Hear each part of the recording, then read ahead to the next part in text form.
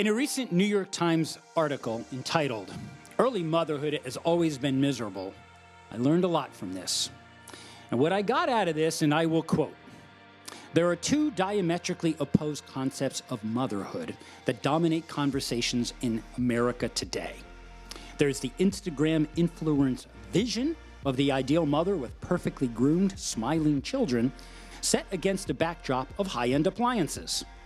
And then there's the gritty real talk of comedians and writers like Ali Wong, who described her early days of motherhood as a never-ending festival of feces." But here's what new moms need to know. The tension between the ideal and the real has existed for more than 200 years. Some version of the pristine influencer mother has always been pushed on American women since the 1800s, and it's always been a lie. If you look back through the diaries and journals of middle and upper-class American women, you will see that they have been talking about the difficult reality of motherhood ever since the idea took hold that women were supposed to feel fulfilled by their maternal role. Each new generation of mothers will need searing honesty from their peers, because we can talk about how hard it all is today and how long, but until the moment new moms are experiencing it, they're not really listening, end quote. As a father myself, I can honestly say motherhood is the toughest job anyone will ever love. It is joyful, it is fulfilling, and it is a ton of fun. The road to that happiness and fulfillment, though, is not always what mothers and fathers expect. That mismatch in expectations is different from parent to parent. And the impact of the ups and downs that come with motherhood are critical to explore, to discuss, and to understand the importance of building a community who feels your pain and wants to help you through the good times and the bad. With that introduction, welcome everyone to A Climb to the Top, Stories of Personal Transformation. I am delighted to introduce today's guest. Her name is Natalie Telyatnikov. And Natalie is someone who came into my life many months ago, and for that I am truly blessed. Natalie, it is a pleasure to welcome you to the 77 WABC studios. Thank you so much for having me, Chuck. Yeah, it's great to have you here. Well, the logical place to begin, Natalie, if I make the statement, I am so glad you came into my life. Tell me who you are and how we came into each other's lives, and we'll take it from there. Sure, absolutely. So I am Natalie Telyatnikov, and I'm the founder and creator of Better Postpartum, which is an online postpartum education platform for mothers that they can take anywhere, all over the world. And it's basically, the goal really is to make postpartum education as mainstream as childbirth education is, so that women can feel more prepared for all of these transitions that you were talking about, Chuck, that they don't really see coming. Well, there's a couple key words here, and this is a bit of a dissonance to me, because my wife and I raised our children prior to the online world. This online world didn't exist for a mother, even back, my children were born in the early 90s, but there wasn't the existence of what you said, an online platform.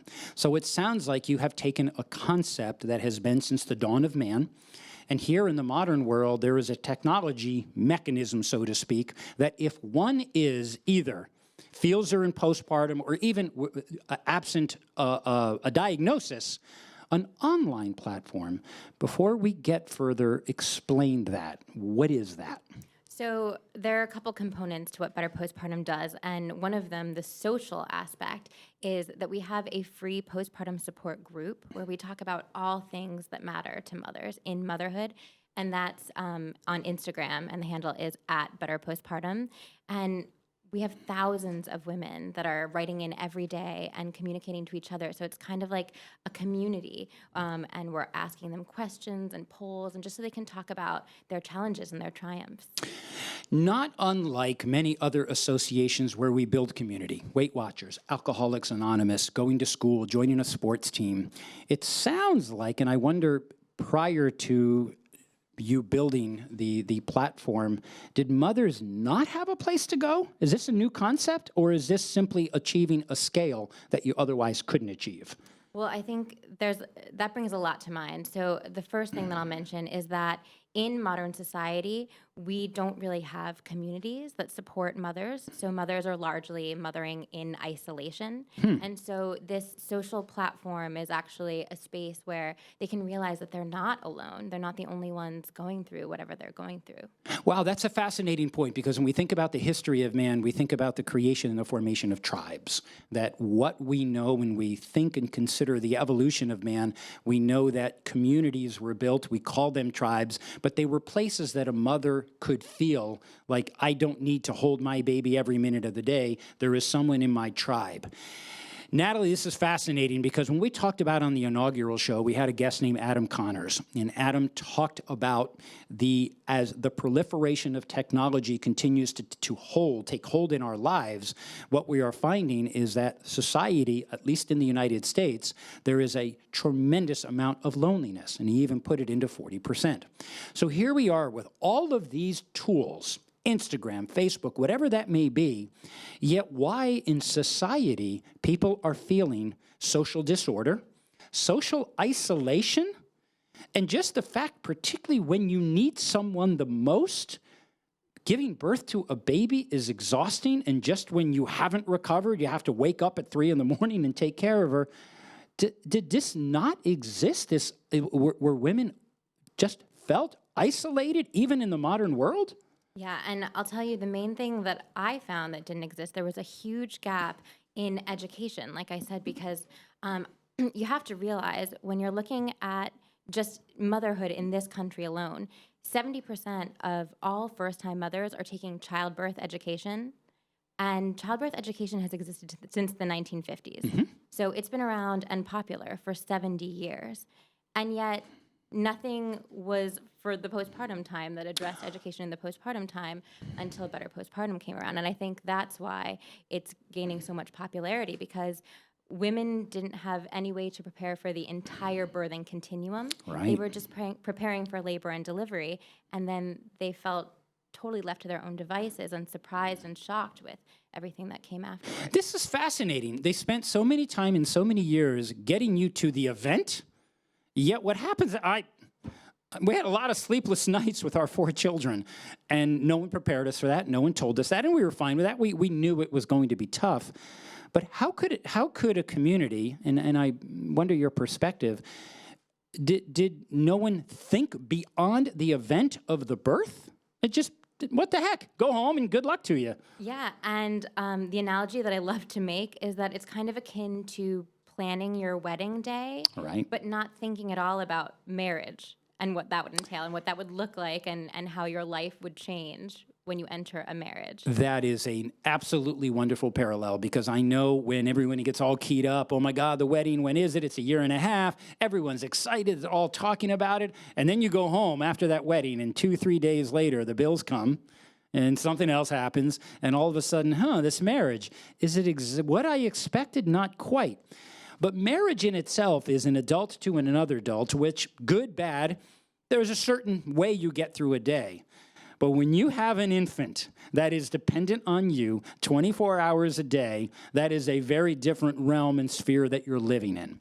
So it seems like postpartum, your online platform was created either to solve a problem, as usually businesses are formed, or to fill a gap, or simply you went through an experience, we'd love to hear it, that potentially gave thought, and pardon the pun, gave birth to the idea that this is great that we have prepared mothers for the event, but not after. Hey, maybe that's something I can do. How did this form? Absolutely. So, I mean, what came to mind when you were talking too is just how much longer the postpartum period is than childbirth. So everyone is so focused on preparing for an event that lasts on average about 8 hours, and they're not focused at all about an event that lasts 1,000 times longer than that. Postpartum on average is 8,000 hours long. And, I found that out myself the hard way through my own personal experience, because I felt very prepared, as I think most women do, for entering labor and delivery. But then everything that possibly could go wrong in postpartum happened to me, and I wasn't aware that many of these things could even happen. And so a really popular hashtag on my Instagram platform, we did a whole social media campaign from Mother's Day to Labor Day, and it was called hashtag Nobody Told Me. And it's because so many moms felt like, wow, we finally arrived in our lives after birth. And there are so many things about physical recovery and how our hormones are functioning and how we're feeling, mentally and emotionally, that nobody told us. Well, you made an interesting point, because I think I heard the words, I felt prepared. You did. And yet, do we even know what that means? Or is this an opportunity to recalibrate those expectations so that you don't, and tough enough falling into the depression, but you don't even know what it is you're prepared for. You're just simply feeling, I am prepared, until all of a sudden, boom, I'm not. Mm-hmm. And I'd imagine you are not alone in this. Absolutely. And, they're finding that better education really does have an impact on a woman's experience and not only their health, but their infant's health after birth. So ACOG, which is the American College of Obstetrics and Gynecology, they released new guidelines last year called Optimizing Postpartum Care, because this is a big issue right now. So what we're seeing in the world is that there's a rise in perinatal mood and anxiety disorders like postpartum depression and anxiety, and there's also a rise in maternal deaths. And ACOG, even the CDC, in a recent report called Vital Signs, they're all pointing to this lack of knowledge as one of the key reasons for the existence of this crisis reaching its head. And so that's why Better Postpartum is so important right now, because it's really offering a solution so that women know they can learn how to avoid any complications or, common challenges that come up in postpartum, which can help them avoid depression or anxiety, or they can learn how to alleviate them if they arise. Yeah, that's fascinating that, the Center of Disease Control, the big medical institutions, with all of their knowledge and everything that they know and their ability to do so many wonderful things, what happens to motherhood when you bring the baby home? We won't talk about that. Natalie, this show is about personal transformation. And every one of our guests has a story of transformation that comes in many forms. I suspect your transformation came from, one, having the experience of what others are feeling and the pain they are feeling, but I don't know anyone who did something about it. You then, through going through this, and before we get to the formation of Better Postpartum, walk us through, what does it feel like?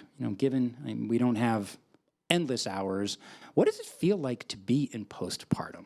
To anyone contemplating, listening to the show, who is contemplating motherhood, and let me get the fathers in there, because I'm one myself. Fathers have taken a big role in parenting, so it's important they understand what you're going through. How do we feel, Natalie? Help us feel that. So I think the main emotion that I felt that I was surprised to feel was a sense of overwhelm. Mm-hmm. It's an incredible amount of responsibility and an incredible amount of work around the clock, really without breaks. And so it's very, very easy to get depleted. Mm-hmm. And then you start feeling fatigue and exhaustion and, mind fog and, a lot of mood upset can happen just from excessive sleep deprivation. So then you start to feel maybe a little more irritable than usual or a little more weepy than usual.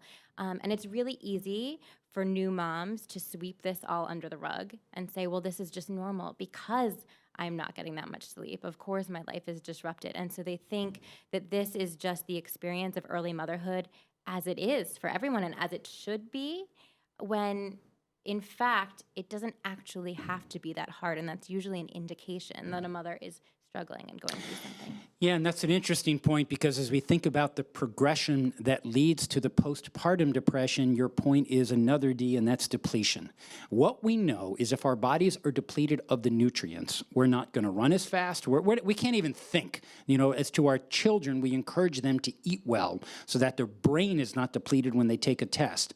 And here you go through this act of birth, and it's exhausting. And I know what it's like when you get home. My goodness, all you want to do is rest, but there's no rest for the weary here. You have a baby to take care of, and your baby didn't ask for you to take a nap, or your baby didn't ask for anything other than, on demand, I need your help.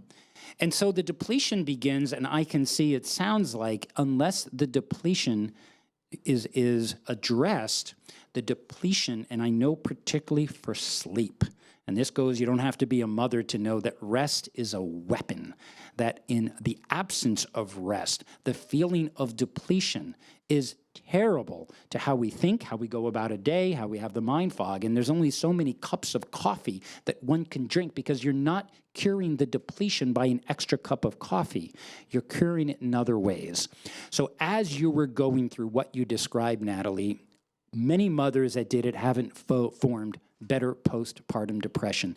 Tell me what you were thinking. Were you thinking in order to create this organization, I owe it to my fellow moms, or I think there is a gap? How did you come to the discovery, what about everybody else, and how can I help myself to help others? Mm-hmm.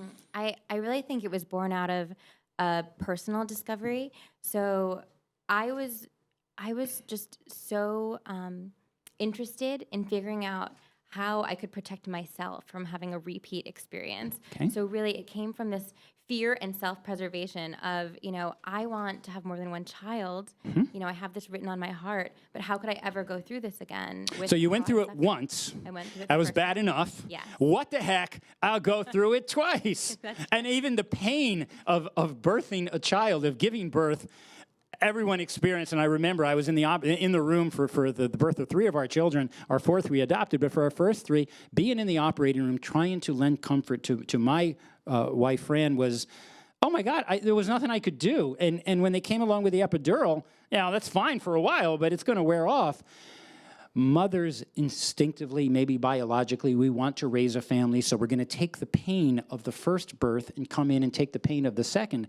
But we're not talking about the pain of the birth. We're talking about the 8,000 hours that are post to the 8 hours that are endless, day after day, night after night. Was the germ of better postpartum for your second child, or were you already contemplating it for the first? So, no, it was absolutely with my second child. So after my first child, I dedicated myself to absorbing as much knowledge as I could. And that's kind of when I got certified in perinatal mood and anxiety disorders and components of care, and learned how to support women through postpartum support groups, which I ran live for a while.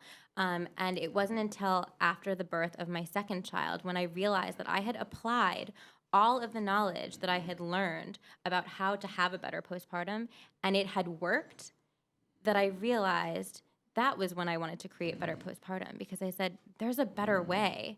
And I figured it out. I figured out how to combat that depletion and how to help women on every level feel better in their lives after birth.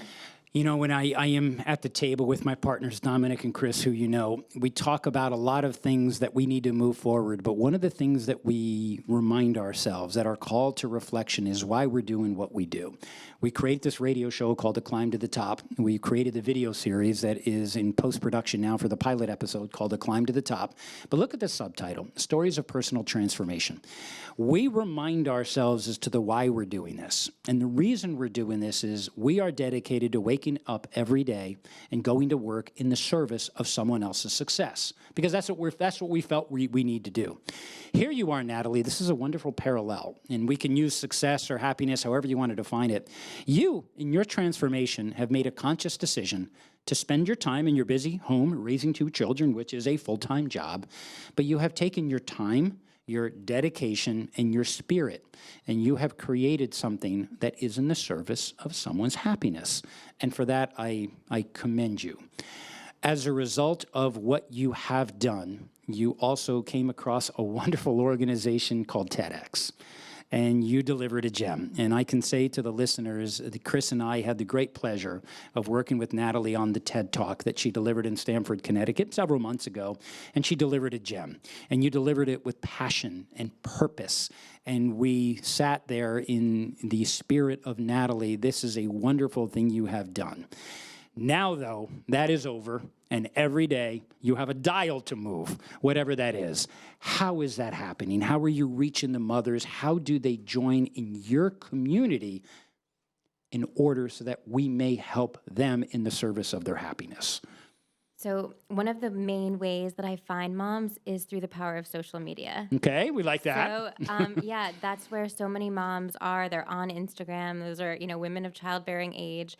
And just reaching out to other women who are doing similar work and collaborating with them and making sure that we're introducing each other to each other's audiences has been huge. Another big thing that I've done is getting myself on the conference circuit. Good. So, once I did that TEDx and had appeared on television several times, it was very easy to get speaking engagements. And, the world is really ripe for Better Postpartum right now. And so it's really just taken off and had wings. And it's been incredible to see. I went to an AWON convention, that's the Association of Women's Health, Obstetric, and Neonatal Nurses, over the summer. And I advertised that I was going to give a talk, and there was a room with a limited number of seats. And the talk was called How to Optimize Postpartum Care for Your Birthing Clients, because I wanted to teach them that we now have this evidence-based solution for, helping moms have better health and happiness in their lives after birth. And the room completely sold out in 24 hours. And this was my first time giving a big talk like that. Piece of cake. Talk. Nothing to you've done TED. So, yeah. You're not a shred of nervousness, Natalie. Yeah, so it was incredible. And then I saw the success of that talk, and I went on to do the same talk at another conference called Evidence-Based Birth in Kentucky later that summer. And it sold out in 90 minutes. 90 minutes? Yeah, with a wait That is list. phenomenal. So, people are just hungry for this, and I'm getting in front of more and more crowds and audiences, and people are hearing about it. Well, let's talk to the moms-to-be for just a second. I suspect, before we get to that, the initiation of the contact through the social media, however they join your community, there must be commonalities, and I suspect they are already mothers, and they're going through their mountain climb of the peaks and the valleys that come with postpartum. Otherwise, they probably wouldn't be reaching out. Mm-hmm. Is it even fair to say, do most mothers suffer some type of postpartum?